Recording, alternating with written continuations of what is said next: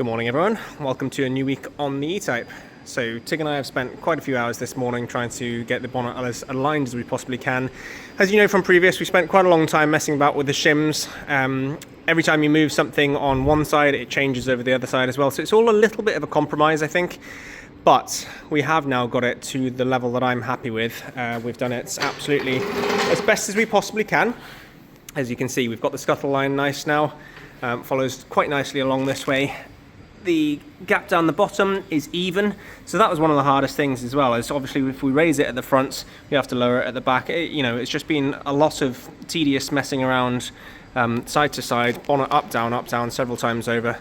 But yeah, this is how we've got this side, and the main thing, as you remember, the gaps down the side were absolutely appalling before, so we've sorted that really nicely now. This area was lead loaded, so we can just bring that up ever so slightly. I mean, we are talking 0.5 mil in there of fiberglass. I'll get onto that in a second as well. I'll show you the other side. So the other side is a little bit tighter. We've done that for a reason. You can see it's tighter along there, which I can adjust, that's not a problem, but you can see the way that we've got the light buckets fitting, that's actually pushed this wing back a little bit, which explains why this is tighter. But the light buckets fit and the front end fits, so I'm happy enough with that. We can trim this down, and importantly, this scuttle line here is the same gap as on that side. So that was the important thing. Again, same with this then. We've got that line along the bottom looking quite nice now. So all fillable, all fine tuning. Obviously we've still got the catches on the inside that we can move around as we see fit. What was I going to say? Yes, lead loading. We had a question about the lead loading, or someone was, to be honest, I thought we were going to get a lot more. Obviously we've not lead loaded this car again. We've used fiberglass. So there's a bit of an argument for both sides of things. If you wanted to keep this absolutely as original as you possibly can, then yes, lead loading is the way to go. As far as we're concerned, we are a Noval shop, as you guys know. As far as we're concerned, we use all of the classic car products that Noval recommends and that Noval provides us. And we think that the modern day materials are actually better. Like I said, we can obviously put the epoxy down first and then we put the fiberglass over the top, so we know there's corrosion resistance there, whereas if you're going to use lead loading, you're using lead straight onto bare steel, which, there's always the potential for corrosion there. So that's why we do it, but I'm not saying that lead loading is bad by any means, it's just this is the way that we do things in this shop. We've also got to do a little bit of work, which we'll hopefully get around to this week, on the headlining. So that is part of the reason I didn't explain this a very, very long time ago when we first stripped the car. That's part of the reason why we've stripped out as much of the interior as we have. It's because we obviously need to try and sort that headlining. So yeah, hopefully get around to that this week as well. Other than that, it's going to be a lot of sanding, a lot of filling work, probably quite a lot of time lapse. Let's try and get this bodywork sorted and ready for the next stage. Okay, so we've just put the foam tape in there behind, and I've taped off the bonnet entirely because we don't want any fiberglass going onto that at this stage. But just to show you guys, we are literally talking, what, 1 mil, if that, 1.5 mil maximum of fiberglass, just to build it up ever so slightly where the lead loading was and get that nice and flush. It fits nice and flush all the way down there then.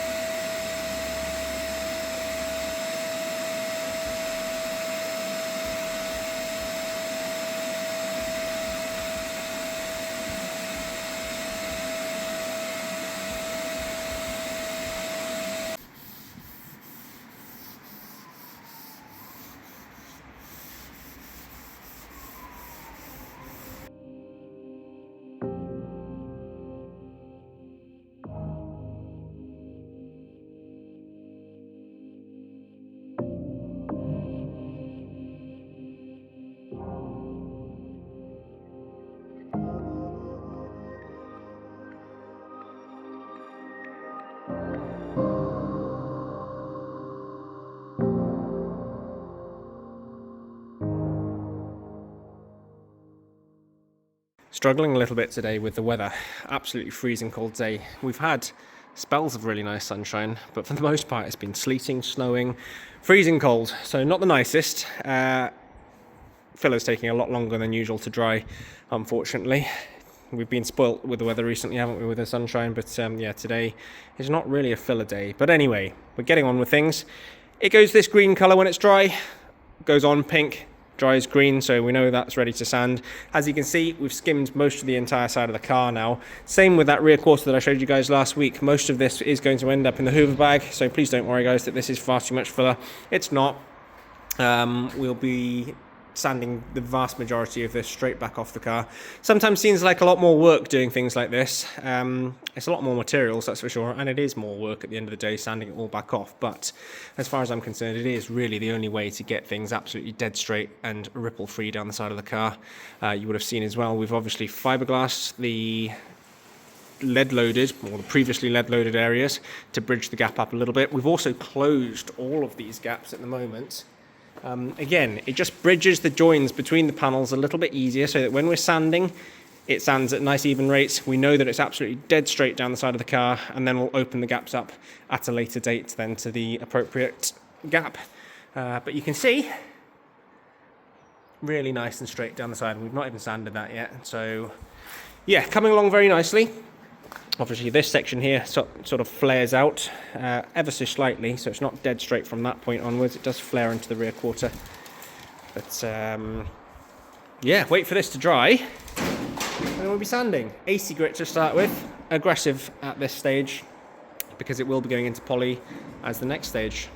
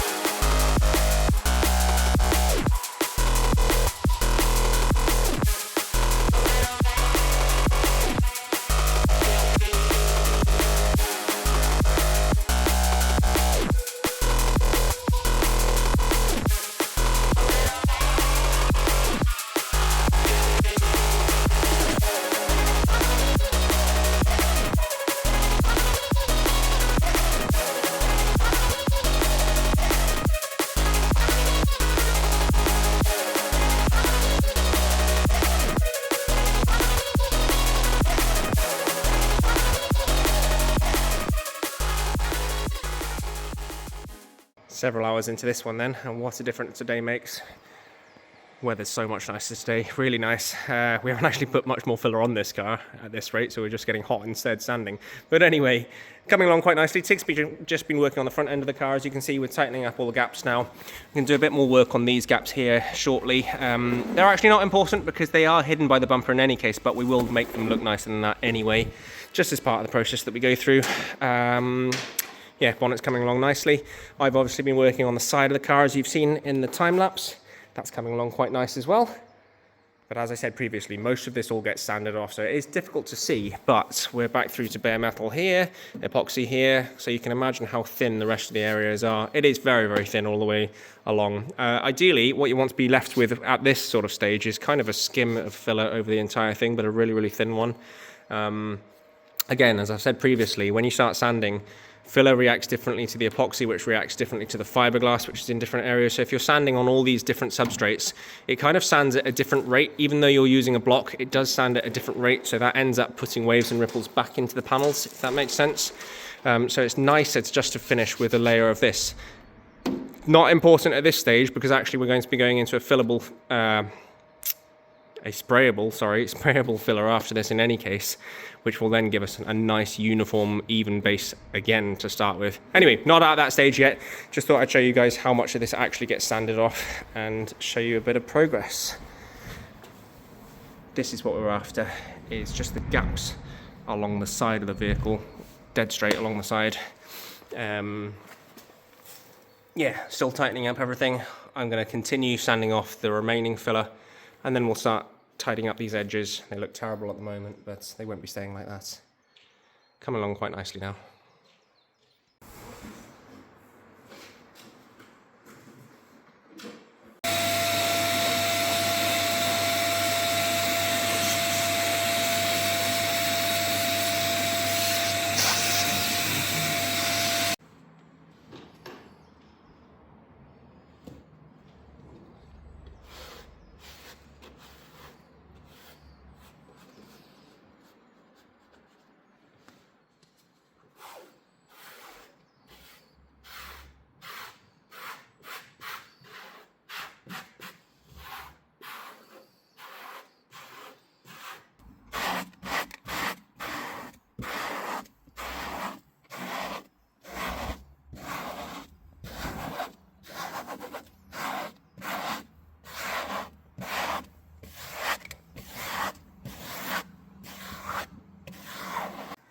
Headlighting's done. Come out quite nice actually. It looks a little bit blotchy on the camera here, but it's not blotchy in person. That's just the colour of the carpet. Yeah, it's come out nice. Obviously, still got to do the edges. Still got to do that trim piece there and the front piece and the sun visors. I'm not sure what I can do with the sun visors because they are pretty bad, but we'll see. But for the roof itself, it's come out really nice actually. Happy with that. Okay, so it's time to adjust our gaps. All I've done for now is put some fine line tape in there. I'm going to replicate the scuttle line at the top, that gap there to start with. I think it might be a little bit too tight for the bottom edge and this front edge of the door here, so I might have to widen everything out. We'll have to see, because I don't believe we're going to be able to actually open the door with that tight a gap. But we'll see first. We'll make it tight to start with, see if everything works, see what it looks like, and go from there.